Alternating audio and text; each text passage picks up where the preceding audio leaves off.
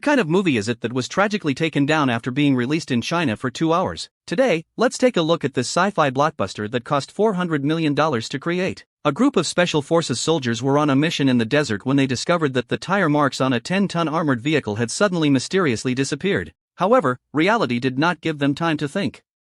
A storm without warning was rapidly approaching, quickly enveloping them in a strange flash of lightning. The armored vehicle fell into a desert crack, but when everyone woke up, it appeared completely in another desert without any traces of the storm. But soon they found the suddenly disappearing armored vehicle and another team member not far away. But it seems that they have been baptized by purgatory, their whole bodies burned, and there are scattered empty shell casings on the ground, indicating that they have encountered a great war before their death. However, what shocked them even more was the enormous skeleton of prehistoric dinosaurs in front of them. At that moment, they discovered something terrifying approaching rapidly in the distant sand sea. Everyone quickly drove away and attempted to suppress it with firepower. However, before they could see what it was, the armored vehicle was overturned by terrifying forces, and then the body of the ceratopsian was completely presented to them, its huge body full of oppression. Submachine guns, even Gatling, are no different from tickling dragons. Soon, a teammate was pierced by a huge bullhorn, and before he died, he threw a string of hand grenades, shattering one of the horns of the horned dragon. However, this kind of damage doesn't work at all. There's no need for everyone to panic and hide in the pile of rocks behind them. With the advantage of space, they finally stopped their feet. In the wilderness, the most terrifying thing is often the meaning of silence. Captain Alice was instantly penetrated by a terrifying creature, and then ant spiders appeared in all directions. Even an ant spider is difficult for them to entertain, let alone pour out their nest. The remaining team members could only retreat while fighting in the harsh terrain, and soon the gunshots gradually disappeared without any movement. Alice woke up from the dark silk examination. It was obvious that she had been pierced by a spider and had not been harmed to any vital point. This should be the old nest of Shadow Spider, the withered mansion surrounded by animals, and the corpses of companions who were also hung up. Fortunately, Alice found a medical kit nearby.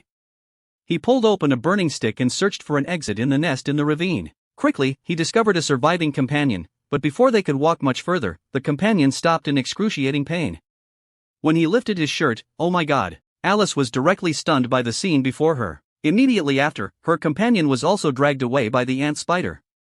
Alice took the opportunity to light the oxygen tank and then crawled towards the bright spot. The combustible shadow spider continued to press hard step by step, dragging it down again. Alice kicked the shadow spider away, then pulled out a row of armor-piercing bullets and threw them onto the back of the burning shadow spider. Alice took the opportunity to climb out of the nest and finally saw the sun again. The woman crazily took off her top and repeatedly searched for any signs of being parasitized by insect eggs.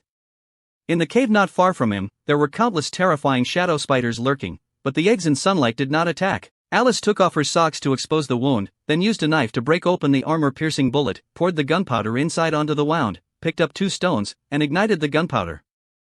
Obviously, this is the most effective method for treating wounds in the field. Alice endured the excruciating pain and walked to the top of the sand dune. Looking around, she felt like she was on a deserted island surrounded by a sea of sand. Alice picked up a stone and casually threw it onto the desert. Looking at the corner with a broken corner, it was obvious that Alice could only continue to penetrate the deserted island with the same level of willpower as attacking the special forces. Not long after, he discovered several dilapidated ships nearby, and immediately impatiently entered the cabin to see if he could find useful supplies. However, the next moment, unable to rest assured, Alice immediately engaged in a fierce fight with the stranger. However, in just a few short rounds, Alice was defeated and bound with her hands, leading her to the dark cave. The man's name is Tony Jia, and he is a monster hunter in this world. He was left alone after being attacked by a ceratopsian while passing through the sand sea. Tony clearly rested here for an unequal amount of time, using moss to eat his stomach and also healing his injuries with moss. However, due to their different languages, neither of them knows who the other person is. In the cave, the two fought fiercely again, evenly matched as they rolled down the slope like gourds. Tony Jia accidentally got stuck in the cave of the shadow spider, and below were countless shadow spiders. Fortunately, at a critical moment, Alice pulled him and exchanged a chocolate for Tony Jia's luck. Originally, they all had a common goal, which was the distant heavenly tower, which was a passage between 2 worlds. However, in order to pass through the sand sea, one must first eliminate that despicable ceratopsian dragon. The best way to defeat monsters is to use magic to defeat magic. Then, in the evening, Alice waited for the shadow spider's Laris herself. As night fell, a huge shadow spider rushed towards Alice, and without any surprise, it fell into the trap. It was prepared in advance, followed by Tony Jia's knife technique that descended from the sky. After successfully obtaining the fangs that attracted the spider, the two of them ran away and left the nest before being surrounded by the shadow spiders.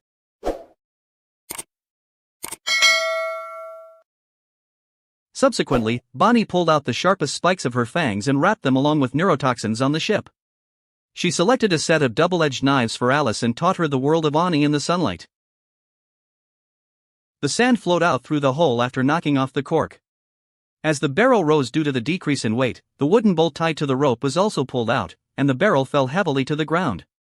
The thrower at the other end of the rope was also activated. Seeing the timing ripe, the two of them quickly rushed into the sand sea from the other side of the ceratopsian, and their running movements still caught the ceratopsian's attention.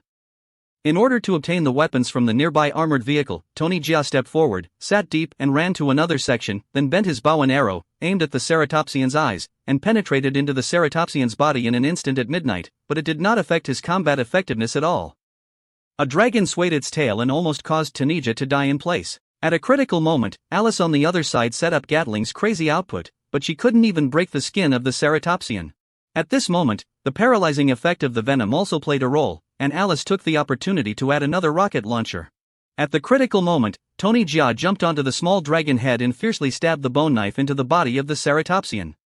Tony Jia was thrown out hard and hit the car, directly losing his combat effectiveness. But at this moment, the horned dragon also went berserk, and in the end, Alice needed to make up for it before the little dragon could be completely solved. Then Alice cut off a piece of scales from the ceratopsian dragon, and Tony Jia, who was still alive, went to the heavenly tower.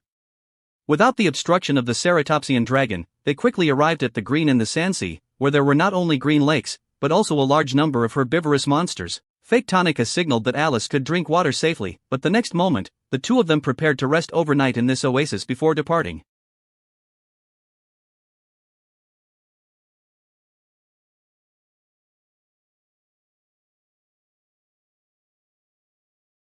But as night fell, a dinosaur suddenly lit up the forest in the distance, and the frightened armored dragon rushed towards them. If it were to be hit by such a big guy, it would drag the layers of its body even if it didn't die. At a critical moment, a human descended from the sky, and with the help of magical swords, the two successfully opened up a passage in the herd of beasts. Thank you, don't thank me yet. When Alice woke up in a daze, she was indeed locked up by this group of people, but soon he discovered the flaw and smashed the iron lock with a stool, entering the lower room. This should be a kitchen, and Alice was preparing to take a kitchen knife to defend herself. Love with us what is missing, that medical awe.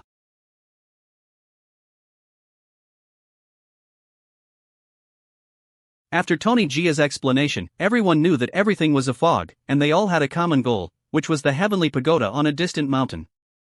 It was a relic of an ancient civilization that used to have the most advanced technology, but was eventually brought back by their own technology. However, the passage that ancient people used to travel between two worlds has been preserved, using magma as energy and manipulating lightning to open the passage irregularly. Alice and these Special Forces soldiers were not the first humans to be transported to this world, that's why the leader spoke their language.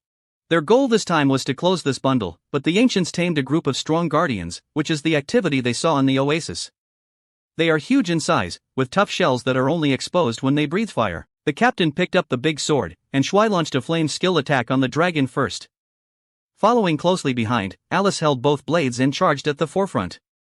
Under the cover of Tony's sword explosion, Alice quickly seized the opportunity and launched an attack on the side of the dragon. At the same time, the stone tablets and runes on both sides of the road were destroyed, and lightning and thunder flashed on the altar, opening a portal. At the moment when the dragon turned around, Alice made a magnificent spin, cutting through its wings and using her advantage to continue to firmly restrain the dragon.